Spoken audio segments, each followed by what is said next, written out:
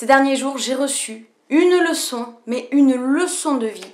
Je me suis dit c'est juste impossible que je fasse pas une vidéo pour vous en parler parce que honnêtement, je trouve que c'est beaucoup plus pédagogique, on va dire, d'apprendre les choses comme ça tirées justement de leçons. Donc, si vous êtes prêts, je vais vous raconter ce qui m'est arrivé. C'est un truc incroyable, mais magnifique. Je vais même commencer par la moralité de cette vidéo-là pour changer parce qu'en général, je vous garde toujours la moralité pour la fin. Mais la moralité finalement de cette histoire, c'est que des fois, on a l'impression qu'on est bon, on a l'impression qu'on fait bien, qu'on est franc et honnête et dévoué, et en fait on se voile la face, mais on ne s'en rend pas toujours compte. Et c'est ça qui est super intéressant dans l'histoire que je vais vous raconter.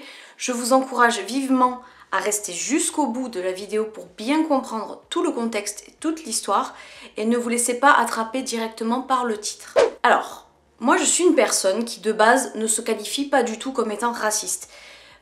C'est vrai que peut-être un peu plus jeune, beaucoup plus jeune même, j'ai eu des penchants peut-être à le devenir, dans le sens où, je me rappelle encore très bien de ça, il y avait un humoriste que j'aimais énormément et qui avait tendance à stigmatiser un certain groupe d'individus.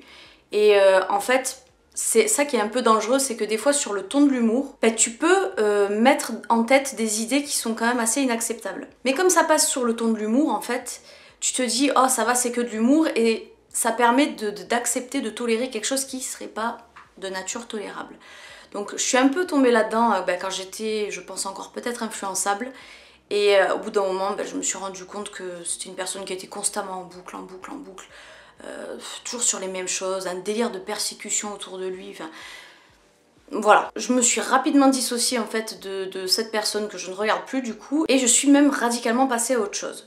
Qu'est-ce que je peux dire encore une fois? C'est que j'ai grandi dans une famille qui est très melting pot, surtout du côté maternel en fait. On a vraiment une multitude de cultures, enfin on a vraiment grandi comme ça dans un brassage de cultures. Depuis que je suis en maternelle, j'ai toujours été amie avec des personnes de culture, de couleurs, de religions différentes à la mienne. Je me rappelle même que quand j'étais à l'école primaire, en fait pour nous on était tous des enfants. À aucun moment je jouais avec quelqu'un en disant ah lui c'est l'africain, ah lui c'est l'arabe, ah lui c'est le je ne sais quoi. Ça n'existait pas en fait, on était juste un groupe d'enfants. Et même ça m'a déjà beaucoup surpris en grandissant de me rendre compte qu'un tel ou un tel était originaire d'autres pays, alors que peut-être aux yeux des autres c'était flagrant. Pour nous c'était pas flagrant parce qu'on était des enfants avant tout. Donc voilà, ça c'est moi. Ça c'est moi, c'est le milieu où j'ai grandi, le milieu où j'ai évolué. C'est les opinions un peu dures parfois que j'ai pu avoir et sur lesquelles je suis complètement revenue. Enfin voilà, une globalité de choses qui font que, en tout cas moi, je ne me considère vraiment pas comme raciste parce que je ne ressens aucune animosité envers les personnes de couleur, voire même envers les personnes qui ont des croyances ou des traditions, des religions qui sont autres que les miennes. Donc voilà, je fais ma vie, mon petit bonhomme de chemin, et là nous arrive l'affaire George Floyd. Alors c'est vrai que j'en entends vaguement parler, moi je suis quelqu'un qui suis pas très connectée aux informations. Je l'ai été pendant la période Covid-19, mais c'est vrai qu'en principe, j'allume pas la télévision pour regarder les infos et je reçois même plus les notifications sur mon téléphone portable depuis un certain nombre d'années aussi, ce qui fait que je suis un peu isolée des fois de l'actualité. Par contre c'est vrai que je suis beaucoup sur Instagram, donc en scrollant, voilà, je tombe une fois sur une publication, une autre fois, je vois vaguement qu'il s'est passé quelque chose de grave sans trop savoir quoi, et en fait ma réaction c'est de scroller, de m'indigner, de dire oh, putain quelle bande de bâtards, et après je rescrolle et je passe à autre chose.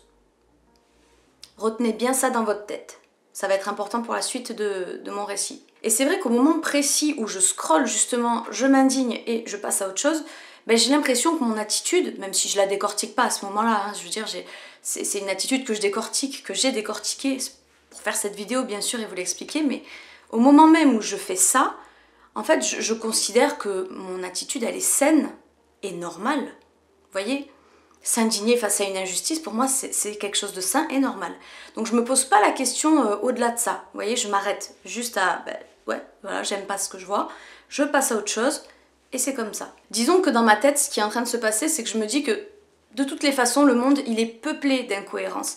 Il est peuplé de gens qui sont injustes entre eux. Je me dis, c'est la vie, qu'est-ce que vous voulez qu'on y fasse? C'est comme ça. Ça sert à rien de se rendre malade pour ça, je vais pas en faire une affaire personnelle. Et en fait, je me raisonne avec des mots, des paroles qui sont des fois adaptées au quotidien, on se le dit ça des fois, n'en fais pas une affaire personnelle, prends pas trop ça à cœur, tu vas te rendre malade. Vous voyez, c'est des choses, on s'est tous déjà fait conseiller un petit peu comme ça. Et en fait, moi je m'auto-appliquais ce genre de recommandations, on va dire, sur la thématique du racisme aussi. Encore une fois, retenez bien ça dans votre tête. Je développe un peu plus tard en quoi est-ce que c'est choquant finalement. Donc voilà, en fait, si on devait vraiment décortiquer ma réaction, c'était m'indigner sur le moment, moi toute seule. Et en fait, après, je me dis, ben, la vie continue, j'oublie presque instantanément ce que je viens de voir. Et du coup, un beau jour, je reçois un message d'une personne qui me suit sur Instagram et qui essaye vraiment, de manière très polie, très soignée, elle essaye de m'expliquer un peu ce qui se passe en ce moment et elle essaye de me sensibiliser et de m'éduquer au racisme. Alors, c'est vrai que ça, c'est des chocs. Ça, c'est comme un choc quand j'entends qu'on veut m'éduquer. J'ai toujours tendance au départ à me dire mais t'es qui pour m'éduquer en fait, tu vois? T'es professeur, t'as quoi? Qui es-tu pour m'éduquer? Et c'est vrai que d'un coup ça peut brusquer. Donc elle vient, elle m'explique un petit peu sa démarche, comme quoi elle est une maman noire avec des enfants noirs et qu'elle vit dans le même pays que moi, elle a la même nationalité que moi, mais que pourtant elle considère qu'elle ne peut pas élever ses enfants comme moi, j'éduque les miens. Et là déjà, ça m'installe un malaise. Ça m'installe un énorme malaise. Ça après c'est à vous d'en juger, vous jugerez en commentaire de quelle manière est-ce que ça vous fait réagir ce que je vous raconte.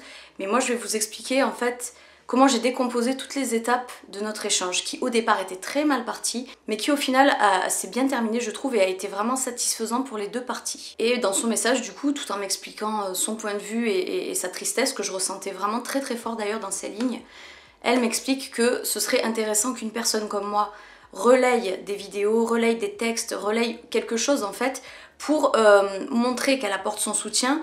Et elle expliquait qu'en tant que personne un peu plus influente qu'une personne qui ne fait pas de réseau d'influence, sa voix peut compter et peut porter assez loin. Donc moi quand je l'ai lu, cette personne-là, vraiment ça m'a touchée, je comprends son chagrin parce que justement je cautionne pas non plus le genre d'injustice comme celle d'Adama Traoré, comme celle de George Floyd et certainement des centaines et des milliers d'autres. Et là je lui réponds un message du genre comme quoi son message me fait énormément de peine, que je comprends pas comment une couleur de peau, une simple couleur de peau en fait, peut autant faire peur, autant inquiéter, peut autant diviser les gens entre eux. Je vais même pas vous cacher, hein, je ressens même un genre de honte et j'ai presque honte d'être blanche à ce moment-là. Je me dis que je représente quelque chose de mal en fait, que je m'en veux presque d'avoir ces privilèges que j'ai, je m'en veux presque d'être blanche et c'est vrai que je suis presque en train de m'excuser aussi auprès d'elle d'être telle que j'ai été faite, telle que j'ai été conçue. Je me sens tellement mal à l'aise d'être dans ma position en fait que je ne sais plus quoi lui dire pour lui remonter le moral et pour essayer de la convaincre que vraiment on n'est pas tous comme ça. Et le fait qu'elle vienne me le dire à moi en fait, j'ai pas tout de suite compris, hein. Franchement on va être clair, j'ai pas tout à fait compris pourquoi elle me l'a dit comme ça à moi. Donc je me suis sentie un peu démunie et j'ai essayé de lui répondre comme j'ai pu avec parfois des maladresses peut-être.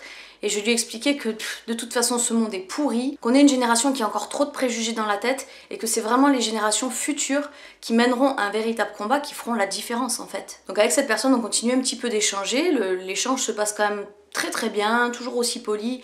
Elle est très enjouée quand elle me répond, moi je suis hyper empathique envers elle aussi. Et on va dire plus ou moins vers la fin de la conversation, elle me dit donc, elle me rappelle que ça pourrait être intéressant que je manifeste au moins mon soutien d'une façon ou d'une autre. Et je lui promets de le faire à ce moment-là. Donc c'est dans cette période que je mets ma photo de profil en noir et que je diffuse en story un texte avec marqué Black Lives Matter. Je me suis dit voilà, c'est une petite pierre à l'édifice, c'est un petit geste, un petit rien, mais ça montrera au moins à ma communauté dans quel camp est-ce que je me trouve. Et je sais plus si c'est 2 ou 3 jours plus tard, mais cette même personne revient me parler. Et là son discours est radicalement différent. Son approche n'est plus la même tout à coup et elle m'explique en fait qu'elle n'est pas du tout satisfaite de ce que j'ai fait. Elle considère que de mettre une photo de profil en noir et de diffuser un simple Black Lives Matter en story, c'est pas suffisant. Elle m'explique qu'elle a discuté de mes réponses avec d'autres influenceurs et que d'un commun accord, ils ont trouvé que mes réponses étaient très offensantes vis-à-vis des personnes de couleur. Et que quand je lui expliquais que j'étais issue d'une famille melting pot, c'était pas un argument suffisant, que c'était on va dire en gros une excuse qui était réchauffée, servie depuis des années et que ça vaccinait pas en gros contre le racisme. Alors forcément, je suis un être humain qui a aussi une susceptibilité au bout d'un moment. Hein. Je veux dire, tu prends le temps d'écouter quelqu'un qui te touche, mais profondément, c'est sincère. tu te retrouves dans une situation qui est délicate parce que le racisme, on va pas se mentir, c'est quand même une thématique qui est super sensible à aborder. Tu prends le temps de répondre, tu prends le temps de mener de petites actions, certes elles sont petites. Ah certes ça, elles sont petites, c'est sûr que c'est pas en mettant une photo de profil noir ou en diffusant un Black Lives Matter que je vais révolutionner la France et même la planète, ça j'en ai bien conscience. Mais je me suis dit que, vu qu'on s'appelle des influenceurs, ben au moins en montrant mes positions, peut-être que j'aurais fait une influence ou un déclic dans la tête à quelqu'un. Donc ma première réaction, forcément, je me suis dit, non mais attends, mais elle est sérieuse, elle est gonflée celle-là, quoi. Tu lui donnes ça, elle te prend ça, elle veut que je fasse quoi en fait? Donc à ce moment-là, c'est moi qui ne la trouve pas juste. Vraiment, j'ai l'impression que c'est moi qui subis une injustice. Et ce qu'elle faisait, c'est qu'elle me renvoyait des vidéos, elle me disait qu'il fallait que je m'ai... Je sais plus si elle a utilisé le terme éduquer en tout cas, mais c'est vrai que ça revient assez régulièrement en ce moment, je le lis un peu partout, il faut vous éduquer, vous éduquer.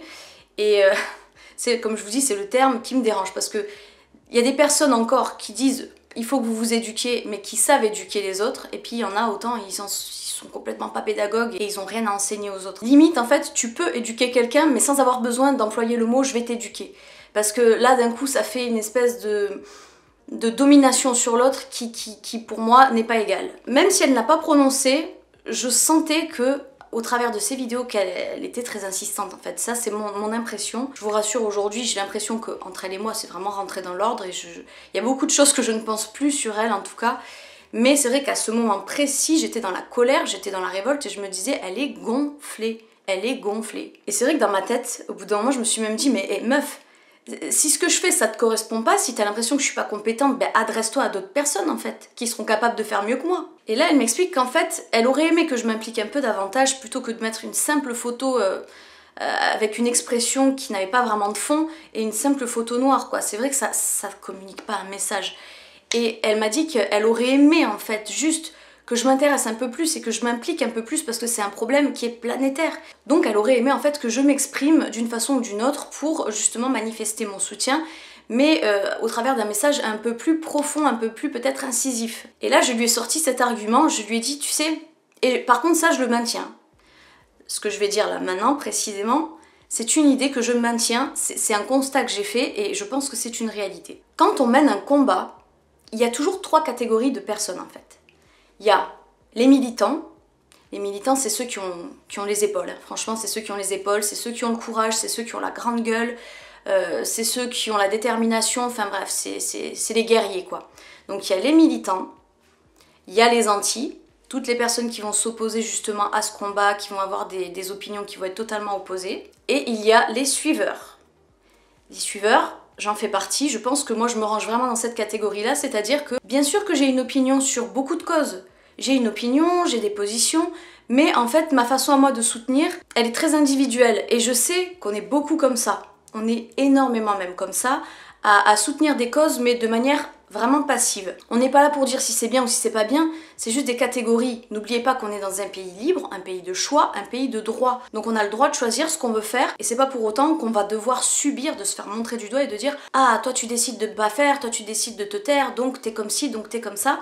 Ça franchement c'est pas une attitude à avoir, d'après moi. Donc voilà, je lui explique que moi je suis pas quelqu'un qui se sent capable d'aller au front, surtout pour aborder des sujets en fait qui sont aussi graves, aussi sérieux et surtout aussi sensibles. Donc à ce moment-là, nos échanges ils ont été quand même un peu houleux.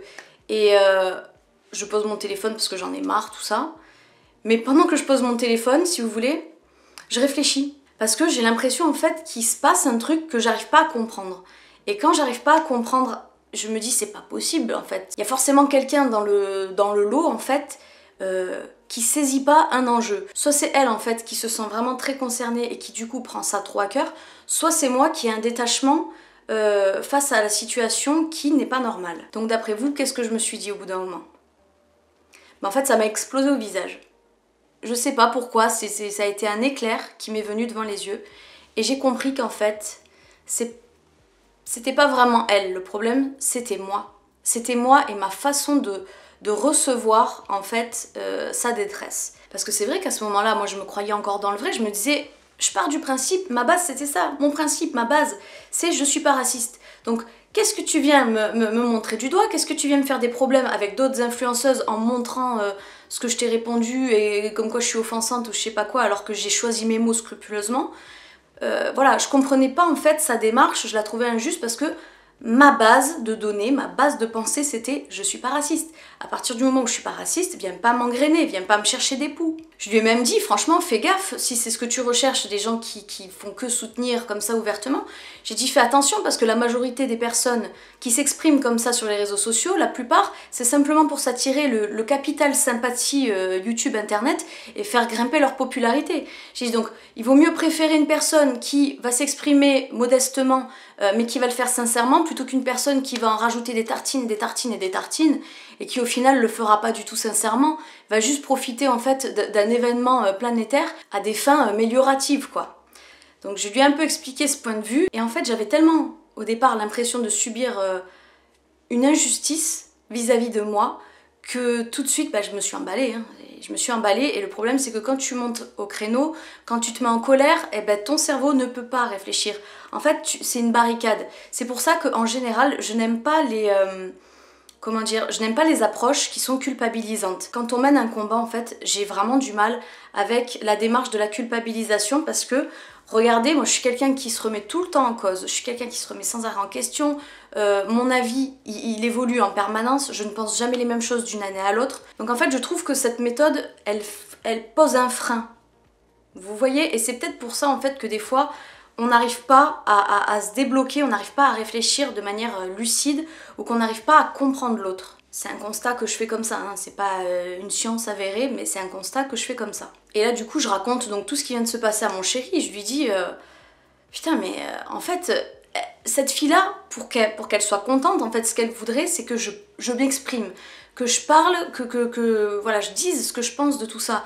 Mais je me sens pas légitime de le faire en fait. C'est des sujets qui sont trop sensibles, c'est des sujets qui sont trop polémiques, il faut choisir scrupuleusement chacun de ces mots dans ce genre de communiqué. Et le problème c'est que même en choisissant chacun de ces mots, tu vas forcément employer des termes ou tu vas forcément employer des mots ou des tournures qui vont être sortis de leur contexte, qui vont être détournés, mâchés, digérés et qu'on va te resservir d'une manière que tu l'as pas du tout servi toi-même. Et je tournais dans ma tête, j'ai fait mais il faudrait que je dise quoi? Le racisme c'est pas bien? Et c'est là que je me suis rendu compte que l'heure était grave. Parce qu'en fait tout ce que je savais dire du racisme, c'est pas bien. Est-ce que vous comprenez un peu la prise de conscience que j'ai eue là? C'est hyper important. C'est super grave parce que non seulement je ne savais pas quoi dire pour défendre la cause, mais en plus de ça je n'osais pas le faire parce que je me sentais pas légitime d'en parler. Sous prétexte justement que je suis blanche, que je fais partie des privilégiés et que forcément je peux pas aborder une thématique de laquelle je ne suis pas concernée directement. Je pensais que je ne pouvais pas défendre en fait quelque chose que je ne connaissais pas. Je pense que j'ai pas entièrement tort d'ailleurs en disant ça, on peut pas parler de quelque chose qu'on maîtrise pas. Là franchement c'est stupide de se lancer dans un sujet de quelque chose que tu maîtrises pas, là c'est tu te tires une balle dans le pied. Donc des fois autant s'abstenir, mais n'empêche ça m'a fait réaliser un truc super important. Parce que j'ai réalisé déjà de 1 que, en n'étant pas capable d'en parler, ça m'a fait réaliser qu'en fait je manquais scrupuleusement de connaissances sur le sujet. En fait je connais quoi du racisme? Je connais rien. Et pourquoi je connais rien? Parce que je m'y suis jamais intéressée vraiment. Et pourquoi est-ce que je m'y suis jamais intéressée? Parce que je suis pas concernée. Et c'est ça qui est super grave et je pense que s'il y a bien une chose, un message que je peux délivrer aujourd'hui qui est dans mes moyens, que je peux délivrer et qu'on devrait tous avoir à méditer en tant que blanc là-dessus, je pense que c'est ça. C'est est-ce que tu connais suffisamment de choses? Est-ce que tu t'es suffisamment posé la question et intéressé au racisme, à son origine, au pourquoi du comment, à comment est-ce que tu pourrais soutenir la cause une fois dans ta vie? À part dire le racisme c'est pas bien. Voilà, incapable d'en parler parce que je suis totalement ignorante à ce sujet. C'est un fait. Et je pense qu'on est beaucoup, dans mon cas en fait, on est beaucoup de personnes à se proclamer non raciste. Ça veut pas dire que tu es raciste pour autant. Mais en fait, une personne ignorante peut faire tout autant de mal qu'une personne raciste, je pense. Parce qu'au final, quand on sait de quoi on parle, quand on est renseigné sur un sujet, on n'a pas peur d'en parler parce qu'on a une certaine forme de maîtrise. On sait quels sont les mots qui se disent, on sait quels sont les mots qui se disent pas. Enfin, c'est fluide, c'est naturel tout ça. Et vu que chez moi, tout ça, c'était pas si fluide que ça, c'est qu'il y a un sérieux problème. Il y a des questions à se poser en fait. C'est comme si j'avais vécu 28 années de ma vie dans une forme de déni. C'est-à-dire que j'ai côtoyé des personnes avec qui je m'entendais bien, avec qui il y avait des différences, mais des différences qu'on occultait. Mais en fait, on a tellement occulté les différences qu'on a peut-être occulté aussi les souffrances que ces personnes pouvaient traîner comme des casseroles derrière elles. Et la plupart du temps, les personnes qui sont victimes de racisme, je pense qu'elles se font discrètes. C'est monstrueux en fait. C'est des personnes qui encaissent en silence. Et je me suis aperçue, je sais pas si j'ai juste, hein, attention, je dis pas que j'ai juste, mais j'ai l'impression qu'en fait, en réagissant comme moi et en pensant ces choses-là comme moi, c'est-à-dire en disant juste je suis pas raciste et en pensant qu'on a l'immunité et que voilà, t'es pas raciste, t'es intouchable, eh ben c'est pas suffisant déjà, et puis ça peut causer vraiment des problèmes en société parce que tu mets une barrière qui fait que les personnes de couleur ou les personnes minoritaires se sentent refoulées dès qu'elles essaient de rentrer en contact avec toi en fait. Parce que toi tout de suite tu montes sur tes grands chevaux et t'es là à dire en gros non non non, c'est pas à moi, t'as pas tapé à la bonne porte. Parce que grosso modo, même si c'est pas les mots que j'ai employés, c'est complètement l'impression que j'ai donnée à cette personne. Et je vous jure que je me voyais pas en face quand je réagissais comme je réagissais. Je me voyais pas en face. Et peut-être que vous qui regardez la vidéo, au tout début, quand je commençais à raconter, vous étiez peut-être en train de vous dire ah ouais, mais elle est abusée elle aussi, comment elle est venue te démarcher, comment elle t'a parlé, c'est vrai qu'elle est abusée.